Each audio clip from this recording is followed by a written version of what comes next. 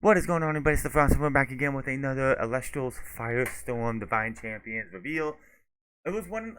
There was one Divine I totally forgot about, and that was Aeolus, as he was he's replaced by Hermes is the new Wind Spirit, new Wind Divine. So I totally forgot about him, but he gets his love today, along with his special Galaxair and more. So let's get into this. FireStorm introduces a brand new Wind Divine in Hermes, but we haven't forgotten about our old jolly friend Aeolus. That's I did. for sure. It's time to break down some brand new champions of Aeolus in our FireStorm review. I can't wait to see Aeolus get a new reprint, especially full art reprint when we get to that one, because obviously we're having Poseidon versus Hestia and Zeus versus Hermes. When we get to whatever it's going to be, like, say, Aeolus versus whatever the new Earth type Elestrals thing's going to be. I can't wait to see what his reprint's going to be, because I'm not a big fan of either his regular art or full art from set 1. Let's dive in.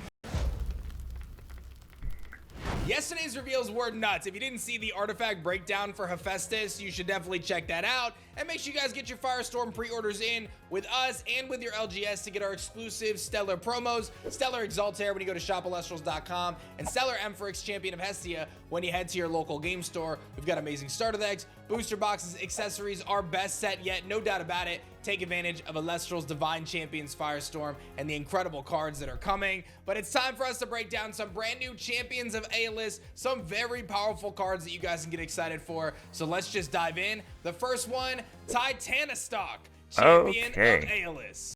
Interesting that it's a Earth Elestral. All of the champions we've seen so far have had at least one spirit that ties to the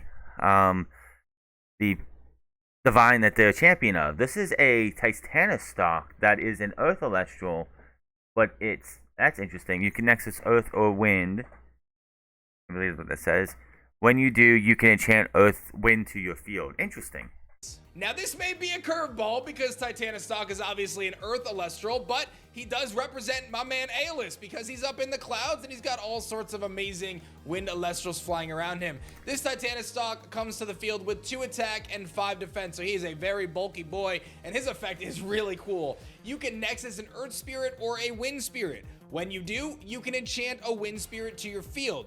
What this means is that Titanostock can now immediately put on some incredible amounts of Nexus pressure and provide amazing amounts. It does have that 5 defense stat, which is very good for when you're going up against most 1 cost, because there's only one cost that can go to 6 in attack, and that is Moss Station.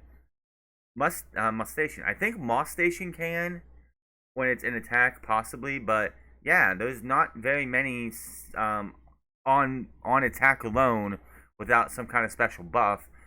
There's actually none without a special buff. 1 cost Elestrals that can hit over 5 attack defense. So having a 5 attack, a 5 defense Titanostock for Nexusing is actually a very good thing for him to be able to stay on the field. Amounts of support for the Wind element. Many of the cards within Wind have incredible receive effects. Wind Djinn, P-Gust, Nemisail. Some of these cards are really strong when they get to activate their receive effects, but activating those effects multiple times can sometimes be challenging. Titanostock now provides you with a 5 defensive backbone that allows you to not only nexus your Wind Spirits to cards like your P-Gust or your Nemisail to activate their effects, but it's when you do effect will then trigger their effects an additional time, which means you can get double Rune Pop with P-Gust, you can get 4 Spirits Heal with Nemisail, and I'm sure you guys. Well, technically 3, because if you have Titanostock on the field for a turn, then you bring P-Gust up, you can hit 3 runes in 1 turn, because P-Gust gets it on there first, you nexus 1 over to P-Gust on the second one, and then you get the 3rd enchantment on P-Gust there, and boom, you have 3, you have 3, especially if you're like, you don't have Hurricane, and your opponent likes to back row themselves a lot, you could have up to 3 burns in 1 turn with P-Gust. That's crazy. Can think of some other awesome implications of a card like Titanostock, which adds new defensive prowess to the Wind deck and enables Nexus strategies This is also a way. This would also be a very good way to be able to turbo into, say, a Pantera. It would take multiple turns, obviously, but like just being able to go, well, actually, not really. It would be misenchanted, but you could have Titanic stock on the field for a turn because it stays. Next turn, you go, well, Nexus 1 over to it, which is win. Then another one because of that, and then you can turbo into a properly enchanted with one Earth on it as well. Pantera. So Titanic stock with Pantera could absolutely be very devastating. To another level. I just love the ability to highlight some of those Elestrals that maybe didn't really see a ton of play in base set and beyond, and kind of give them new life here in FireStorm, and I think Titanistock is a great example of that as we showcase it on our full art Earthquake, and now we're bringing it into the fold here as a champion of Aeolus. Now, I've been very transparent about the fact that I want to encourage more Ascensions and Elestrals because I believe that creates exciting gameplay, and we've seen that. Yes, because 5s is effing boring. Seeing just someone just throw out a bunch of 5 cost of like 5 attack or 5 defense. Oh, you knocked the guy out. Let me put another guy on. Boring. We want to see the Leonites. We want to see the Tenteras. We want to see the Trifernos. We want to see the all these 2 and 3 costs be on the field. That's why Earthquake and Laurels is still limited, even though it's absolutely making the game even more unbalanced because now it's just get a big guy on the field. Unless you get the one of Earthquake or one of Laurels, you win. Over Moonrise and beyond, and I think you've seen some of the strategies here and new cards introduced in FireStorm to enable just that. And we've got an additional card today that is going to enable Aeolus and the win strategy to turbo out to 2 costs very effectively, and that is Galaxair, Champion of Aeolus. I love this card art, by the way, of this Galaxair flying through the sky and Aeolus flying alongside him. And this is a 1 cost wind Elestral with 1 attack and 3 defense with a very cool effect. When you add this Galaxair to your hand with your Aeolus' effect, you can special cast it with wind. One of the big advantages to utilizing Aeolus and Wind Elestrals is the toolbox, the ability to be able to search your deck for whatever Wind Elestral you need at any given time to be able to get them onto the field and deal massive amounts of damage or execute your game plan. And Galaxair, Champion of Aeolus, enables that in a new way by being able to be searched out by your Aeolus effect and then immediately special cast out to the field to set up for an Ascension play or provide the necessary spirits on field to be able to perform a Nexus or whatever it may be. This card is going to be awesome. I don't know if you're going to run 3 of these in an Aeolus deck, but tacking in 1 could be exactly what you need to make sure you get your Ascensions off at the right time. And going along with that, it's time to reveal a brand new full art for Divine Champions FireStorm, and that is the Galaxair Champion of Aeolus full art. My goodness, talk about a gorgeous card. Not the word I would use for it. Talk about a muddied up card that you can, like, the art for this is just way too messy. Like, what is even going on in this picture? I would not call this gorgeous. I'm gonna have to just sit there and say this. Like, simplistic is better than just let's just splash out a bunch of color right here to try and do something. This is ugly. This is absolutely one of the ugliest ones I've seen.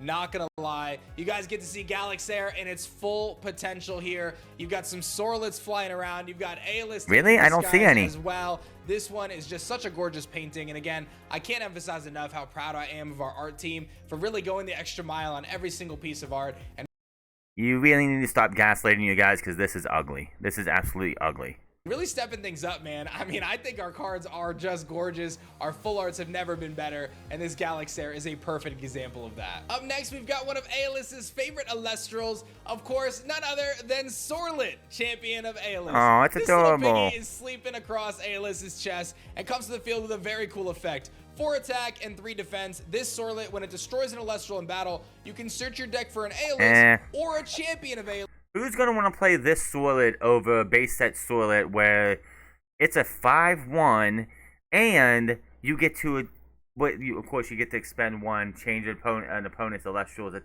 into attack or defense if it's not wind enchanted. Why would you want to play this one? It's a 4-3, and if you happen to get one to be able to take an Elestral out, sure, fine. Get a Champion of Aeolus and add it to your hand, but I just don't see the benefit of using this Sorlet over base set, which has a better advantage. And add it to your hand. This gives you the flexibility to get your Sorlet out as an offensive powerhouse, to be able to take down opponents' Elestrals, be able to search your deck for Aeolus to enable your strategies, or search your deck for a champion of Aeolus, which will allow you to further enhance your game plan or set up for future plays. And its Ascension, Chrysor, actually works incredibly well with this effect. Let me break it down. Chrysor is a brand new champion of Aeolus that hits the field with 7 attack and 3 defense, 2 cost win. I love this art, by the way. My man Aeolus riding the Chrysor with the Sorlet in his hand. Anyway, this effect says this Chrysor in your hand can special ascend from your Sorlet with wind during your battle phase if that Sorlet destroyed an Elestral in battle this turn. Let me break that down for you. Your Sorlet hits the field, it attacks over something, it has the ability to search your deck for an Aeolus or a champion of Aeolus, you can search Chrysor, and then you can special ascend your Sorlet into Chrysor right then and there. But okay, so I wonder if he'll say this in a second. So does this still count with regular? It only says Sorlet. It doesn't say Sorlet champion of. So what if you have this Chrysor? You just got lucky to pull this Chrysor and have it in your hand while having base set Sorlet on the field, and you destroy a card with Sorlet. Could you still special cast it with, like, could you special ascend it at that time? There, because you had a Sorlet that destroyed an opponent's Celestial in the battle phase this turn. Very, very cool stuff, and a very fast way to get on a 7 attacker, which can deal massive amounts of damage to your opponent's strategies. Not only that, and yes, because it was an Ascension, you get to attack again in that same turn. But you can, of course, pair this with your base set Sorlet, thank you. The 5 attacking Sorlet, which is a staple card in many win decks, being able to change the position of opposing Elestrals. This Chrysor can ascend over that too, so it becomes a very... That is the question I wondered and got answered immediately. Yes, this definitely would be one.